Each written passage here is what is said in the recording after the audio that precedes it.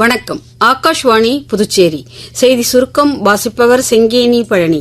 பீகார் மாநிலத்திற்கான சிறப்பு தீவிர வாக்காளர் பட்டியல் திருத்தப் பணிகள் தொடர்பாக எதிர்க்கட்சிகள் ஏற்படுத்திய அமளி காரணமாக இன்று நாடாளுமன்றத்தின் இரு அவைகளும் பிற்பகல் 2 மணி வரை ஒத்திவைக்கப்பட்டன.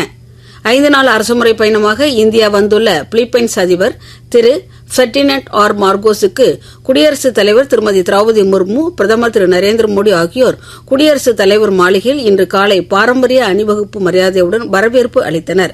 பிரதமர் திரு நரேந்திர மோடிக்கும் பிலிப்பைன்ஸ் அதிபருக்கும் இடையிலான உயர்மட்ட குழு பேச்சுவார்த்தை புதுடில்லியில் நடைபெறவுள்ளது.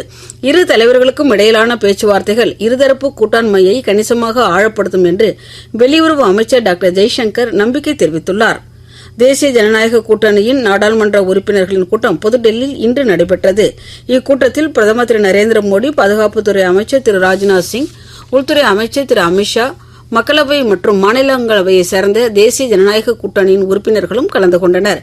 இக்கூட்டத்தில் ஆபரேஷன் சிந்தூர் மற்றும் ஆபரேஷன் மகாதேவ் ஆகியவற்றின் வெற்றிக்காக பிரதமர் திரு நரேந்திர மோடிக்கு தேசிய ஜனநாயக கூட்டணியின் நாடாளுமன்ற உறுப்பினர்கள் பாராட்டு தெரிவித்தனர்.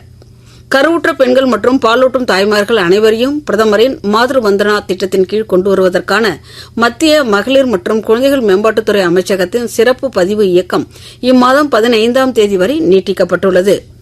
புதுச்சேரி அரசு சுகாதாரம் மற்றும் குடும்ப நலத்துறை சார்பில் டெங்கு மற்றும் சிக்கன்குனியா நோயை தடுக்கும் வகையில் பல்வேறு விழிப்புணர்வு நிகழ்ச்சிகளை மேற்கொண்டு வருகிறது. இதன் ஒரு பகுதியாக நோய் தடுப்பு குறித்த ஆட்டோ வாகன விழிப்புணர்வு பிரச்சாரத்தை சுகாதாரத்துறை இயக்குநர் டாக்டர் செவ்வேல் கொடியசைத்து துவக்கி வைத்தார்.